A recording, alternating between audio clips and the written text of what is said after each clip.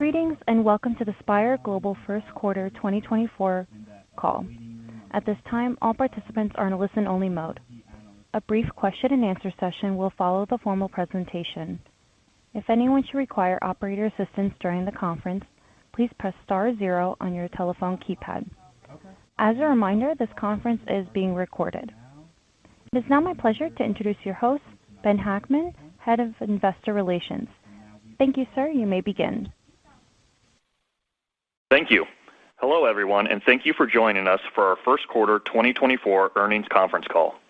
Our earnings press release and SEC filings can be found on our IR website at ir.spire.com. A replay of today's call will also be made available. With me on the call today is Peter Platzer, CEO, and Leah Basola, CFO. As a reminder, our commentary today will include non-GAAP items. Reconciliations between our GAAP and non-GAAP results, as well as our guidance, can be found in our earnings press release and in our investor presentation, both of which can be found on our IR website at ir.spire.com. Some of our comments today contain forward-looking statements that are subject to risks, uncertainties, and assumptions. In particular, our expectations around our results of operations and financial conditions are uncertain and subject to change. Should any of these expectations fail to materialize, or should our assumptions prove to be incorrect, actual company results could differ materially from these forward-looking statements. A description of these risks, uncertainties, and assumptions and other factors that could affect our financial results is included in our SEC filings. With that, let me hand the call over to Peter. Thank you, Ben. Good afternoon, everyone, and welcome to today's call. I want to start off by extending my deepest gratitude to our exceptional team dedicated to improving life on Earth with data from space. Their unwavering commitment and boundless innovations are propelling us forward, delivering industry-wide firsts on a regular basis. We have grown at a compound annual growth rate of over 100% since achieving $1 million of revenue in 2017. At the end of last year, we delivered our first quarter of positive adjusted EBITDA ahead of plan. And today, we are at the doorstep of full profitability, starting with continued positive adjusted EBITDA in Q2 and positive free cash flow thereafter. We aim to set the standard in our industry by being a high-margin, profitable, high-growth space company, something that so far has not been demonstrated. We are inspired by leading SaaS companies that grew profitably by more than 20% for 20 years, increasing their market cap over 150 times. And we believe Spire's market and growth opportunity are at least as large, driven by our commitment to improving life on Earth with data from space and supported by massive generational trends, including climate impact, security threats, and the power of AI and machine learning for the digital economy of the future. Our team at Spire is shaping the future of our industry, and I could not be more excited about that journey ahead.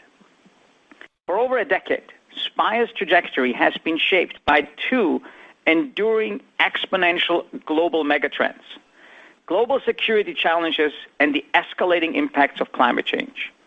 The ongoing conflict in Ukraine, the expanding geopolitical landscape in the Middle East, and the persistent tensions in the South China Sea underscore the ever-evolving complexities of our world. Meanwhile, climate change-induced weather volatility continues to surprise the world.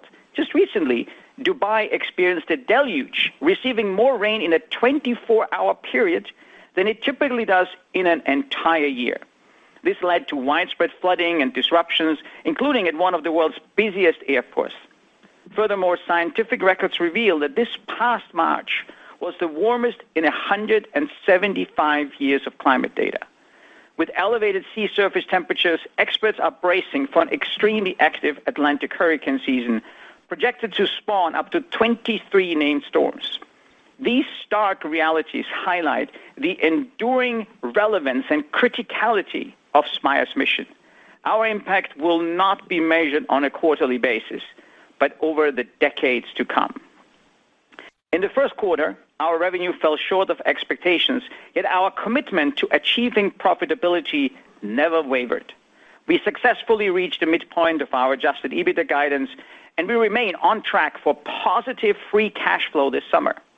As we've done in the past, we optimized the business for profitability and maintained our steadfast drive towards sustained profitable growth. We have established a strong business foundation coupled with a highly efficient, operationally leveraged business model. As we continue to scale, we anticipate achieving strong profitability, allowing us to prudently reinvest in the business. Looking ahead to the second quarter and beyond, we expect further pivotal moments in our journey driven by high customer demand and improving bottom-line metrics. As Spire delivers innovative solutions that address the most formidable challenges in global security and climate change, we are also integrating cutting-edge advancements in artificial intelligence and machine learning. The speed of change associated with these technologies is astounding. We are at the beginning of a new industrial revolution with the emergence of artificial intelligence, similar to the industrial revolutions that took place with the emergence of computers and the internet. AI and machine learning are quickly reshaping the boundaries of what can be achieved, propelling us towards new horizons of possibility. Spire early on recognized the potential for these technologies to drive demand for our proprietary data. They facilitate a paradigm shift where power now lies with those possessing unique, hard-to-acquire data rather than those with access to massive supercomputers. Our wealth of data that can only be collected from space affords us the opportunity to deliver to customers capabilities that surpass previous standards in accuracy, applicability, and value. And the weather industry is one in which we are seeing AI and machine learning quickly upend traditional processes. For decades, the industry has relied on physics-based numerical weather prediction models requiring supercomputing power and lengthy processing times to generate forecasts. Just 2 years ago, weather experts expressed skepticism regarding the efficacy of AI-driven weather models. However, within a year, a prominent global weather agency began establishing an AI weather forecasting team and model. Recent analyses reveal that their AI model surpasses the accuracy of their long-standing physics-based model. And this advancement was achieved in a remarkably short span of time. This aligns with the rapid changes we're seeing in the industry.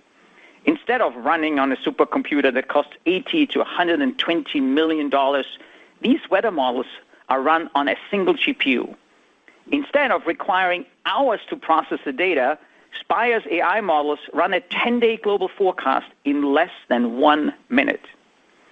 With these seismic changes in the industry, we are now seeing new AI weather models announced every few weeks.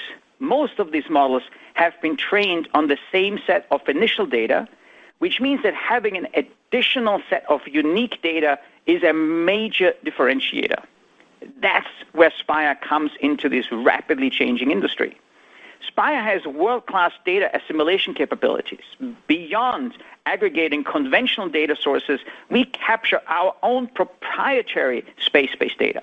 This rich data set encompasses a spectrum of information from pressure, temperature, humidity, and precipitation to soil moisture, ocean winds, and sea ice, among others. This comprehensive data set allows us to generate data assimilation grids tailored for training and inference of this new class of AI weather models. Furthermore, the computational efficiency of AI models, combined with our deep knowledge and experience in weather prediction, allows us to generate massive ensembles comprised of hundreds of individual forecasts. This augmentation empowers us to generate forecasts for low probability but high impact events, such as rapidly intensifying hurricanes or severe flooding.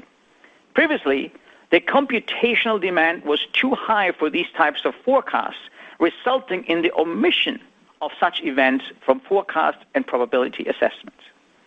Additionally, we are actively pursuing the development of our proprietary AI weather models. AI modeling is an area in which we are prudently investing in addition to collaborating with industry leaders such as NVIDIA. Crafting our own model empowers us to meticulously tailor the neural network architecture, thereby effectively extracting information from Spire's proprietary data and ultimately enhancing the accuracy and reliability of our AI weather predictions.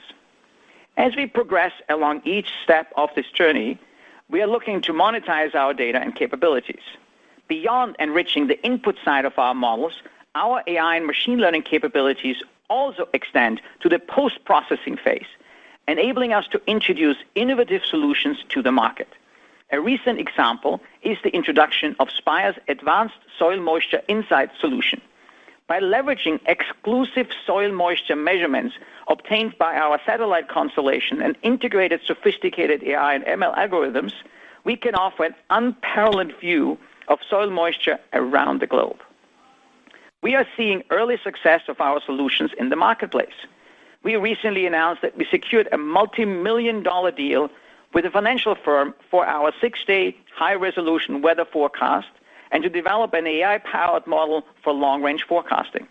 This is just the beginning of a long list of opportunities. Weather impacts almost every aspect of the human experience.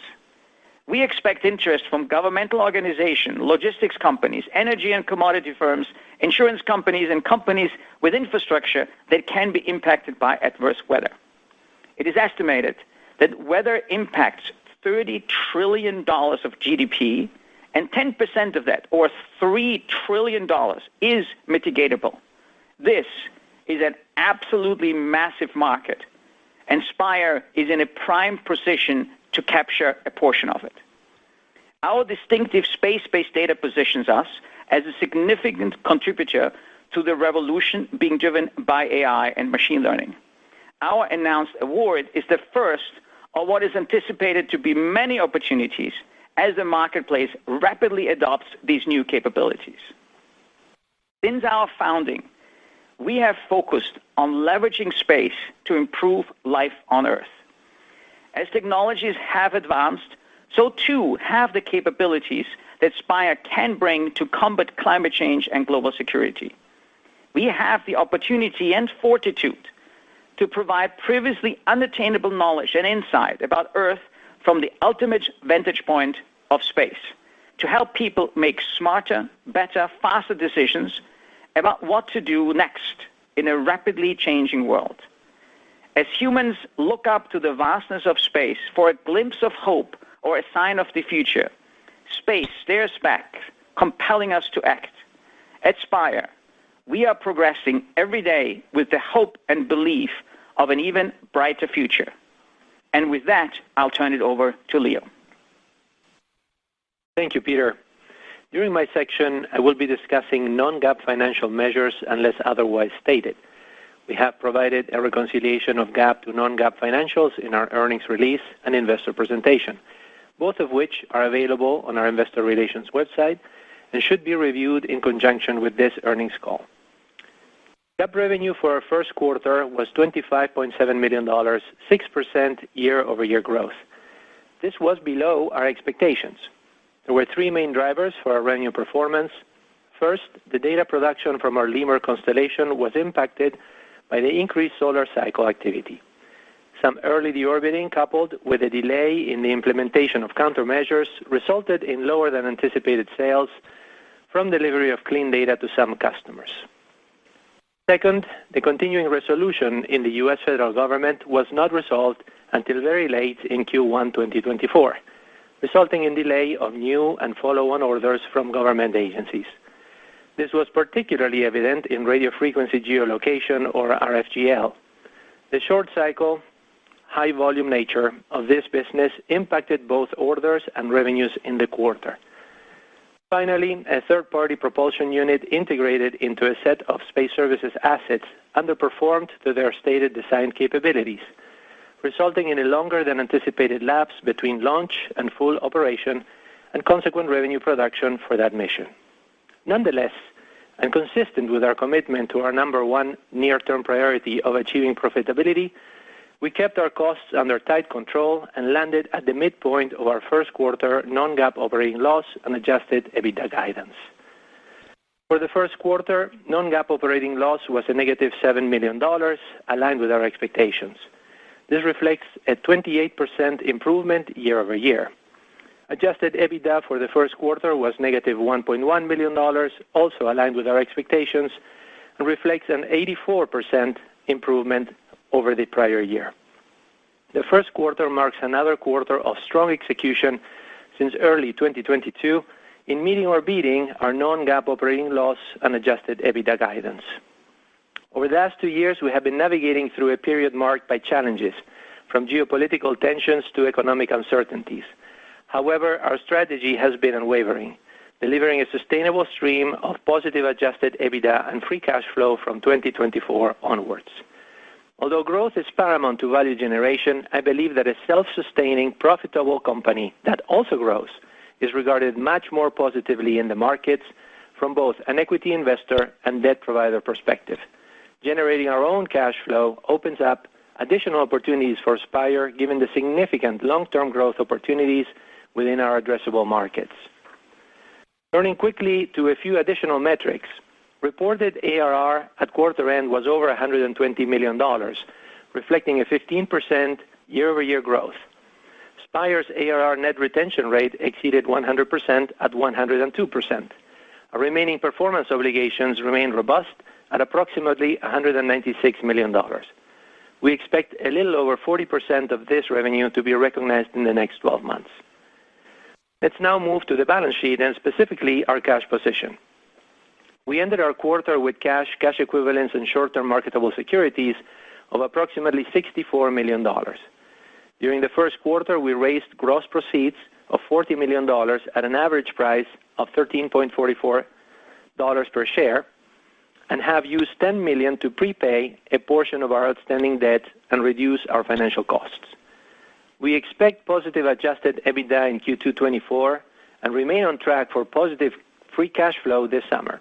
We believe these accomplishments put us in an even stronger position to refinance our existing Blue Torch Capital loan to lower our cost of funding. We have continued to make progress on this front, having spent time with numerous financial institutions to better understand the current market landscape. Given market conditions prevalent as of today, we're targeting to have the refinance completed by the end of 2024. Now turning to our outlook for the second quarter and the full year. We expect a strong rebound in revenue in the second quarter to a record amount in the range of $29 to $33 million. Given the operationally leveraged nature of our business, we expect this strong revenue growth to largely flow through to the bottom line. We anticipate Q2 non-GAAP operating loss or income to range between negative $3 million and positive $1 million, with a midpoint of negative $1 million. The midpoint represents a $5 million improvement year over year and would also represent Spire's best ever non-GAAP operating loss performance. We expect adjusted EBITDA to once again turn positive and be in the range of positive $2 million to positive $5 million. We expect adjusted EBITDA to remain positive from Q2 '24 onwards. For non-GAAP loss per share, we expect a range from negative 31 cents to negative 15 cents for the second quarter, which assumes a basic weighted average share count of approximately 24.7 million shares. I would like to turn now to the full year outlook. Some of the events that impacted revenue in the first quarter also impact our full year revenue expectations. We expect full year revenue to range from $122 to $132 million. This represents 20% year-over-year growth at the midpoint of our guide. In line with our focus on profitability, we expect to maintain tight cost controls. We anticipate non-GAAP operating loss between negative $11 million and negative $1 million, which at the midpoint represents a nearly $20 million improvement year over year. We expect adjusted EBITDA to range from positive $7 million to positive $15 million, which at the midpoint represents a $22 million improvement year over year. For the full year, we expect our non-GAAP loss per share to range from negative $1.11 to negative 70 cents, which assumes a basic weighted average share count of approximately 24.2 million shares. Before we jump into Q&A, if you allow me, I would like to share my perspective on our company's strength and future. I joined Spire in pursuit of a personal dream, to align myself with a company that mattered, a company that would allow me to look back and proudly tell my grandchildren that the work I did contributed to resolving the most challenging problems we face on Earth. And those are certainly issues related to climate change and the ever-increasing geopolitical tensions that are escalating daily. Spire has demonstrated since its inception a strong capability to offer valuable solutions for those challenges. Through superior and original innovation, in only a decade, Spire moved from manufacturing a nanosatellite to managing a full deployed constellation of satellites, a skill that we're now offering as a service to our customers. We improved the quality and increased the type of data we capture from space, starting with AIS, ADS-B, and radio occultation for maritime, aviation, and weather applications. Now we're widening our frontiers, pushing the boundaries of our capabilities with new assets, detecting GPS jamming and spoofing, capturing greenhouse gas emissions data, space awareness images, and data for wildfire tracking and prevention. Wow. The journey had and will have challenges along the way. It's the unwavering and relentless commitment of my colleagues at Spire that makes all the difference. This is just the beginning, and I see a significant step change ahead of us as we turn free cash flow positive in the summer and then deliver sustainable profitability. Just imagine what this team will be able to achieve when that happens. And now, I would like to open the call for questions. Thank you. We will now be conducting a question and answer session. If you would like to ask a question, please press star 1 on your telephone keypad. A confirmation tone will indicate that your line is in the question queue, and you may press star 2 if you would like to remove your question from the queue. For participants using speaker equipment, it may be necessary to pick up your handset before pressing the star keys. One moment please while we pull for questions. Thank you. Our first question comes from the line of Austin Moeller with Canaccord Genuity. Please proceed with your question. Hi, good afternoon. Just my first question here. If you have to accelerate lemur depreciation, do you expect CapEx to materially change this year or next year to maintain the constellation?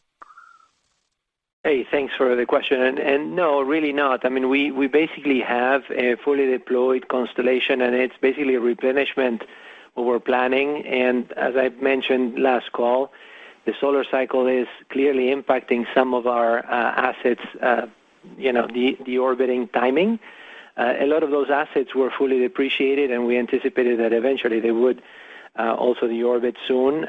Some of the assets that we're seeing deorbit, we will replace and replenish. And no, we still believe that it's between $5 and $7 million, as we mentioned, what we will need for our internal, for our own needs from a data generation standpoint. So most of our CapEx, I would say a ratio of 80 to 20%. 80% is really space services, and 20% is our own constellation needs. Okay, that's helpful. And then could you go into particular for the space services customer about the propulsion system failure, and if you treat that from happening again? And also, did you have an insurance policy on that particular customer satellite? Sure, Austin, happy to do that. So as you know better than many, the supply chain in the smaller satellite space is still not the most robust one. We had gone through a very, very stringent selection process, looking at over a dozen vendors, whittling them down, seeing factories, talking with people before we selected one. And unfortunately, the deployed and delivered units once in space came up short with a subnominal performance from the fact sheet. That has been run to the ground. And we have taken the corrective measures so that it's not going to happen again in the future with this vendor. And so we do not expect there to be repeat issues with that. And then you had a last question that I forgot, Austin. What was the last item of your question? Oh, I just asked if you had an insurance policy on that customer satellite. Right. So we do not have insurance policies for on-orbit spacecraft, The insurance market so far is available for most launch vehicles, especially the ones that we're currently using. But once these types of spacecraft are deployed on orbit, there is not yet an insurance market available for it. I do expect that in the future, as it becomes more and more normal to deploy spacecraft, that the insurance market will embrace that as a revenue opportunity. But at this point in time, there is not an insurance market available, unfortunately. Okay, that's very helpful. I'll pass it back. Thank you. Thanks so much, Austin. And our next question comes from the line of Jeff Mueller with Baird. Please proceed with your question. Yeah, thank you. So I think you said that some of the Q1 events impact the full-year revenue expectations, but the magnitude of the full-year revenue guidance reduction is quite a bit more material. So could you just kind of bridge what from Q1 kind of carries on to a greater order of magnitude and any other factors that go into the full-year guidance, and then just maybe talk about demand more broadly, and if there's any sort of change in demand drivers? Jeff, first of all, let me tell you that our secular demand drivers have not changed, right? So the issues that we see with climate change and the global security challenges have, if anything, intensified. I mean, they haven't really decreased in any meaningful way. When you think of some of the drivers that I mentioned in my commentary, for example, the continuing resolution, right? So this was resolved late in March. A lot of the orders that we expected and anticipated from the agencies did not happen in Q1, and some of those orders are trickling through slowly in Q2 also. So the impact is not going to be only a Q1 item, but everything kind of shifts to the right when you think about when we're expecting these orders to come through from some of the government agencies, particularly here in the U.S. When you think about the issues that we have with the solar cycle, for example, we have countermeasured timely now in the latter part of Q1 and Q2 the latency issues that we had because of the deorbiting of a few of our assets that created not necessarily a volume issue with the data provision, but mostly a latency and quality issue. But that solar cycle will not finish until the end of the year. I believe NASA and NOAA basically peaked this in midway through 2024. So things will improve in that regard, after 2024. And what we can see is that these things will continue to become a problem that we cannot necessarily overcome, fully and timely during the year. Our replenishment strategy and so on puts us in a good path to recover some of, the latency issues that we've had with some provision of data. And this is why we have right-sized our growth expectation to where we basically are showing it at 20% in the midpoint. And if I add to that, Austin, you ask about the demand picture. Nothing has changed. If anything, it has gotten more stronger. And you start to see that coming through in some of our numbers. The ARR per customer has grown almost 30% year over year as we focus continually on larger contracts, on customers with substantially more growth potential. And that is true in every single segment. In every single segment, we see contracts showing up that are 10 times the size that those contracts used to be. Six-figure contracts become seven-figure contracts. Seven-figure contracts become eight-figure contracts. And we do see further demand in this kind of regard as well. Just as we live today, one of our customers that delivered this connectivity of Bluetooth to spacecraft, deciding to use Spire for that still, quite magical feat of having a Bluetooth device to connect to a spacecraft, announced that their constellation has a target size of 96 spacecraft. And there's a number of other similar stories that I expect we will be talking about here in the coming weeks and months. So the demand picture has not changed one iota. And as I think Leo indicated early on, Spire's impact on those generational challenges, climate change impact, global security, as those continue to rise exponentially, is not going to be measured in impact of a month or a quarter or a few of them. It's going to be measured in years and decades. As we have the platform, the business model, and the underlying technology to make a massive impact here for years and decades to come. Got it. And then I respect ongoing profitability progress and reiterating the free cash flow positive inflection.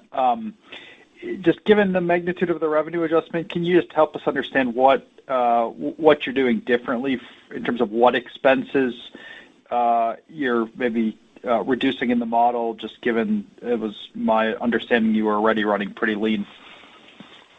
No, we basically are and this making decisions around expenses every day, right? So we are basically slowing down on the discretionary spend and basically prioritizing the things where we see the biggest growth potential, particularly on the marketing and sales opportunities that we have. I don't think that we're doing anything that is outrageous when it comes to expense management. It's just diligent expense control. And you can see our run rates, that we see from Q4 to Q1 to Q2. I mean, we're basically getting to a similar run rate without a significant amount of expansion on expenses, but nothing at the moment that should, lead you to believe that we're doing anything extraordinary. No, quite the opposite. I mean, generally, you do have to spend money to grow. And if that growth is a little bit shifted out, then you shift out the money that you would spend to grow.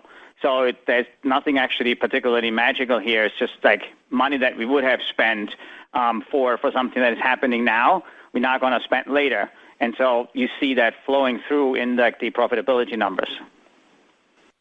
Okay, thank you. Great, of course. Our next question comes from the line of Eric Rasmussen with Stifel. Please proceed with your question. Yeah, thanks for taking the questions. I guess I'm trying to understand. I mean, we had earnings in March 7th, so 2 full months in a week. And, at that time, I'm assuming you still knew about the solar activity, the customer resolution seemed like that was something out of your control because I think everyone was in the same camp that would be resolved a little bit sooner. And then, can appreciate things getting slower kind of coming out of that. And then you knew about the third-party propulsion. I'm just trying to wonder, what else changed or what didn't materialize? Because, I mean, you were coming from, this is part of what Jeff was trying to ask earlier, is that, we were at 35% year-over-year growth at the midpoint, and now we're lowered by 20%. And just trying to understand, what else sort of accelerated that, decrease? Yeah, so I think, again, looking at a number that is a few months out from a growth perspective is not what the Spire market demand is showing us. What we are seeing is still the same long-term demand for our products, and if anything, that it is increasing. So our long-term growth prospects, way above 20%, have not changed one iota. And I wish, I'm a physicist, as you know, Eric, but even the best physicists cannot really perfectly predict how the solar activity is doing things from a week-to-week and month-to-month basis. So it's a highly dynamic process where things can move from you have an asset for another 6 months to you have an asset for another 6 weeks can actually happen reasonably quickly, right? The same thing from a continuing resolution perspective. We certainly thought it's going to be just about done, and then it was not done for the full quarter. And the full extent at that early stage after the launch from some of those assets on the propulsion side, it was also not clear how much the underperformance it is actually going to be. And then you have to run the orbital dynamics by figuring out how much underperformance you have to then figure out how much delay there is going to be. So they are reasonably dynamic and not straightforward processes. And so we gave it the best of our abilities to make assessments at every given point in time. But sometimes those estimates turn out to be not 100% accurate, and that is, I think, what you're seeing right now. I appreciate that. That makes sense. And then maybe just on that then, so you talked about the long-term growth prospects still has not really changed. I mean, I think the last call, can we still see 30% plus growth for revenue in the top line then as we sort of come out of this, sort of these episodic issues that you've had? We still believe that this is a very, very achievable and sustainable long-term growth rate where we can be both profitable and producing cash while growing at this rate, given the demand drivers. I mean, we talked about that, many, many years ago. There are those two massive generational trends that are supported by three further trends that we consider not quite as generational, but no less transformative. And the generational ones are, of course, the impact of weather and climate change and the heightening global security situation that is happening. And the supportive trends are the digitalization of the global economy, making data the new oil and more valuable. Again, heightening the power of those that can generate unique and separated data. AI and machine learning, which further tilts that power towards those that have the data, because it removes the power of those that have access to supercomputers or reduces it substantially. And the increasing investment and space race that is happening as nations and corporations drive into this space. Every single country wants to have their space capabilities, and according to McKinsey, every single company needs to have a space strategy. Nothing has changed in those trends. And Spire is exceptionally well positioned to serve some of those demands itself with our own data, and then be the picks and shovels for all these ideas that come up, just the one that I mentioned earlier to Jeff with Bluetooth to space. If you think about, if you allow me for a second, an analogy, Amazon was selling books and CDs and other kind of things, and that was its use of the internet for its business model. And then it created Amazon Web Services to fuel hundreds and thousands of other ideas of leveraging the internet, providing the picks and shovels for others to drive their business. Spire has built a business on selling weather data and maritime data and aviation data, but the infrastructure that is now available through Spire Space Services is the picks and shovels that allows hundreds and potentially thousands of other companies drive their business model using our technology to deliver to their customers new products and services. Nothing has changed, and I believe the strength of those trends are more than sufficient for us to have an exceptionally high growth rate in the numbers you just mentioned. And Eric, we have scratched the surface when it comes to space services and aviation, right? So we talked to you about the follow-on orders, right, from our customers that start with a small number of satellites and really want to deploy a constellation. And all of our customers seem to have that inclination because they really want to have coverage that is global. And we have, as I said, scratched the surface with maybe the first 3 or 4 customers that have done this with space services, but way more is to come on those, and shortly. And then on aviation, similarly, you know that we're working on a bunch of new technology that will allow us to provide potentially a additional, with the Urialo project that we mentioned, right? So a secondary air traffic control infrastructure for ESA, and there's a lot coming in terms of growth as we deploy that technology and are able to sign commercial applications of that technology. So significant growth drivers and very, very large infrastructure plays there also. Got it. And maybe just if I get to the margins, obviously a step down here. It's understandable with the revenue. But as we think of the longer term or your more near term guide, you talked about 70%. Is that still achievable this year? And then if we think about the longer-term model, with as you gain additional scale and I guess drive further efficiencies, where can margins go and what's the path to get there? Yeah, so we price effectively most of what we sell above 70%, and we're seeing effectively a short-term impact of the accelerated depreciation of the assets given the lifetime that we're now assigning to the assets for our solar cycle impacts. This is a short-lived impact. We saw it in Q4, Q1. We're guiding the same thing for Q2. But as you go for the full year, and we have taken most of those assets basically into consideration, things are going to improve radically because you can see it in the P&L. It's really driven by depreciation and amortization at the moment. The replenishment, and we talked about this several times, right? So we built a constellation of over 100 satellites, and these satellites last for 4 years, and we love that happens because when we replenish, the capabilities of the satellites are a factor of 5 to 10 times what the early versions can do. So we're not going to replenish one for one from a satellite standpoint. So my CapEx tab has reduced significantly. You can see it in my P&L for my own needs because I can replace these assets, first of all, with higher performing assets, and second of all, with less numbers. So when you do the math on that, yes, you should expect my gross profit to continue to improve and remain in the 65 to 70% GAAP gross profit level, which is kind of where we see our business for the long run. And again, we do the same thing with space services. Space services has a very significant data provision component after we launch, and those cash items are very significant, but also the depreciation that we will account for from those assets gets us to roughly that 70% margin for the long run also. Great. Thanks for taking the questions. Of course. Our next question comes from the line of Brian Kinstlinger with Alliance Global Partners. Please proceed with your question. Hi, great. Thanks for taking my questions. While you certainly commented the demand environment hasn't changed, can you speak to the near-term pipeline? Do you see stronger awards in the second half of the year?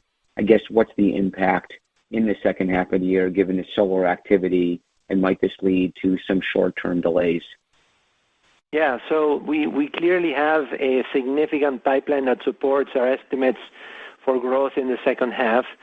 This pipeline comes from both new accounts and we have our strategy of land and expand, right? So it's a combination of new accounts and expanding the share of wallet of the existing customers. We have good line of sight to follow on orders from critical space services customers.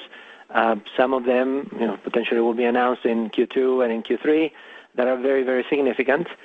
We have also launched campaigns that support basically our expansion of data assets during the second half.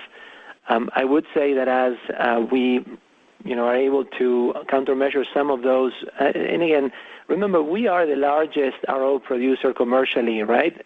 And what we're facing is not necessarily a volume, but mostly a quality of the data that we provide and the latency that we have attached to those things. And we have plans to solve some of those things. And some of the contracts are really not extremely long contracts for the data provision that we're talking about. And as they come out for renewal, they reset quantities and pricing and so on and so forth. So all of that is put into consideration in how we're thinking about our second half growth potential and the targets that we're sharing with you. And if you translate a little bit, the global trends into like the pipeline, you started to see some of that already. The power of AI generating far more accurate and valuable forecasts was recently translated in a multi-million-dollar contract there for an industry which has, as I'm sure you're aware, many, many, many customers that actually are operating under the same kind of like constraints and with interest in the same kind of data. So you start to see that, and you start to see that translating into larger contracts. Whenever Spire puts the assets of like a first launch of one of those space services customers into orbit, very soon thereafter, they are keen to deploy them into constellations. And again, I mentioned earlier the 96 satellite constellation from Hubble, a Spire customer, which now has assets on orbit in operation. And so you start to see how every single time we do a new customer on one side, it translates into opportunities at a larger scale for more customers of the same type. Or on the space services side, that customer growing many, many 100% because they go into a constellation. and that is what we see happening, and that is what is driving the confidence we have in the midterm, the long term, but also on the short term for the guidance that we have given. Great. It leads me to my follow-up, which takes a little bit away of all the questions asked about some of the challenges right now. In terms of space services, when you have a customer like Ancom uses Spire to build and operate satellites, you announced two that you're contracted for, how easy is it for them to use another space services provider for their launch of satellites? You mentioned, they have this large constellation they plan long term. What's the competitive advantage for you? Can they use multiple vendors? Just maybe take me through that. So the simple answer is yes, of course. Like if you are buying, BMWs as your cars for your company, you could then change that relationship and say, I'm going to buy other cars as well. There are costs for that. When it gets to space and you need this stuff to work, your switching costs become like a knot in your stomach because the technology is actually not that simple and straightforward. So yes, theoretically, but there is no one in the world that can talk to a customer and say, I am building my business on exactly the same technology as the one that you are using. If my stuff doesn't work, your stuff doesn't work. And if your stuff doesn't work, my stuff doesn't work. So my commitment as Spire to make the technology work is unparalleled. Because for everyone else, they just say, shrug, I'm going to try to fix it. Because they're not using it. No one is putting their technology as much through the paces as Spire. It's 600 years of space heritage. It's 75,000 contacts a month on multi-purpose spacecraft, on 70 dishes across the planet. There is no one doing that. So, yes, you can theoretically always switch. But it is a pretty high risk, and no one can prove to you the same resilience and proven reliability as Spire. Great. Thank you so much. Of course. Our next question comes from the line of Caleb Henry with Quilty Space. Please proceed with your question. Hi, thank you. Question about the NVIDIA partnership that Spire announced a little bit ago. Can you share any more details about that and let us know if there's any near-term economic benefit associated with that deal? Sure, Caleb. It's my pleasure. So NVIDIA, at least that's my understanding, maybe you have a similar one, is in the business of selling GPUs. And the best way to sell GPUs is like you make it easy for people to use the GPUs for something that is useful for them, which in this case means they need to have access to data and they need to be seeded with ideas of what kind of problems they can solve running on the GPUs consuming data. For Spire, it is getting access to GPU infrastructure, and especially for the training of models, massive GPU infrastructure, that's a hurdle. And so the trade here is that Spire provides data to NVIDIA so that they can train their models as a sales material for selling GPUs, and Spire gets access to the GPUs to get the models and then run our models on it.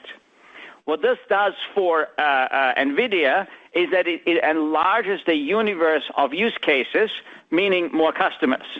It does the same thing for Spire, because while in the past it was a very, very esoteric and difficult task to do weather forecasting, now you can take some of those models, you can buy some NVIDIA GPUs, and then you buy some data to run your weather model. Guess who has the largest fleet of spacecraft producing the largest variety and amount and veracity of space-based weather data? It's Spire. So that's a very, very powerful combination. But it also allows us to build at a higher cost efficiency models that we can then sell and make available to our customers. And some of that then translate into potentially multi-million-dollar contracts as something we've recently announced. Okay, thank you. On the Space Services division, you talked about Hubble, and I've seen some other commercial deals announced. Are you seeing any traction from government customers? There are some constellations where we have basically some interest from particularly agencies in countries that want to resolve some big issues. For example, wildfire tracking, right? And if you live close to Canada, you understand what I'm talking about. And yes, we have a significant amount of interest when it comes to that for space services, right? I mean, we also sell data and other intelligence data sets. I think for space services, what we're seeing right now, it's really around, some of the wildfire protection assets that we have, potentially some greenhouse emissions, and then some intelligence applications. Yeah. Okay, thanks. And then just the last question, you talked about the propulsion issues. Is Spire given any thought to or planning to vertically integrate that, seeing how a lot of the other spacecraft systems are something that Spire already has in-house? We have a history of not necessarily vertically integrating, but basically going into manufacturing our own components when we have issues. And yes, I think at some point we may consider propulsion also. It's not an immediate, I'd say, priority. We have not only this vendor, but other vendors that we're working with, and we don't anticipate to have these issues. By the way, I mean, these issues that we have had, it's not like we couldn't fix the issues. It took us a bit longer, right? That's what I said in my remarks. But we will consider to insource some of these critical items when we see that there is not only a I'd say, capability issue, but also a demand issue or a cost issue. We have, I will call a lot of stupid parts, right, where the cost of the material is way more than what the unit should be costing. So, yeah, we have those on the docket for R&D for sure. 100%. As Leo said, we have done this very successfully on just about every single component on the spacecraft, and we continue to do so. If and when we find reliable suppliers, we love working with them, and I think that experience is mutual because Spire is a very reliable, high-volume buyer. But very, very often we find issues like the one we just talked, and then in the short term or the medium term, at some point the discussion becomes, are we just going to insource it because the supply chain is not reliable? And Spire has a very, very successful track record in doing that. All right, thank you. No further questions. Thank you. We have reached the end of our question and answer session, and with that, this will conclude today's teleconference. You may disconnect your lines at this time. Thank you for your participation.